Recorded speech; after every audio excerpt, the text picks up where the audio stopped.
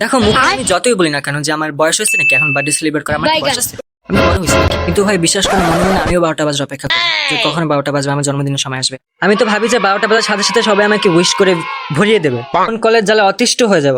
Phone call তো ছাড়া একটা মেসেজ ফোন তো কেউ দেন। 12টা বাজলো, 12টা 12 বাজলো, তারপর একটা বাসে চলে আসলো। ফোন কল তো ছাড়ো, একটা নোটিফিকেশন দেখলাম না আমার মোবাইলে। সবাই কি ভুলে গেল নাকি? এই হলো আমার বন্ধুরা। বন্ধুদের তো ছাড়ো, মা বাবাকেও বলতে হয় যে আজকে আমার বার্থডে, তারা তো ভুলেই গেছে যে আজকে আমার বার্থডে। কি দিনকালই না পড়লো ভাই, একবার জাস্ট ভাবো। বলছি সবার সব মনে রাখবো রে, স্ট্যাম্প মেরে লিখে রাখবো ডায়েরিতে যে মানুষগুলো তোরা উইশ করিসনি। তোরা চিন্তা করিস না তোদের জন্মদিনে আমি উইশ করবো না, এটা চিন্তা করিস না যে জিহাদ উইশ করবে। ভাই একটা স্টোরি তো দিতে পারতি কমসে কম। তোদের বার্থডেতে তো আমি স্টোরিতে পুরো ভরাই দিয়েছিলাম, উইশ করে তো পুরো ভরাই দিয়েছিলাম, গিফটও আনিয়েছিলাম। তোরা কি সব ভুলে গেলি?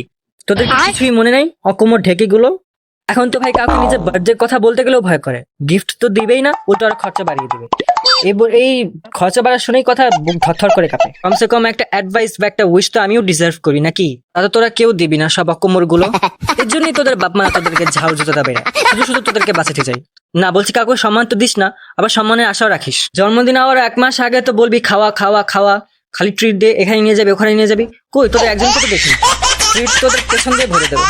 কি গিফট দিবি আর সবচেয়ে বড় কথা কি উইশ করবি তা শুনবো, দেখবো, তারপর চিন্তা করবো যে কি ট্রিট দেওয়া যায়। অনেক মানুষ আবার ভিডিওতে বলবে যে তোকে একটা ভিডিও পাঠিয়েছে গিফট ভিডিও, বাবা গিফট ভিডিও ওপেন করার পর কোনো গিফটই পাই তো বাস্তবে একটা গিফট দিতে পারিস, তা তো দিস না। ভিডিওর মধ্যে আবার কি গিফট ভাই, এটা কোনো গিফট? আবার অনেক মানুষ তো বলবে যে গিফট কেনার সময় পাই নাই ভাই।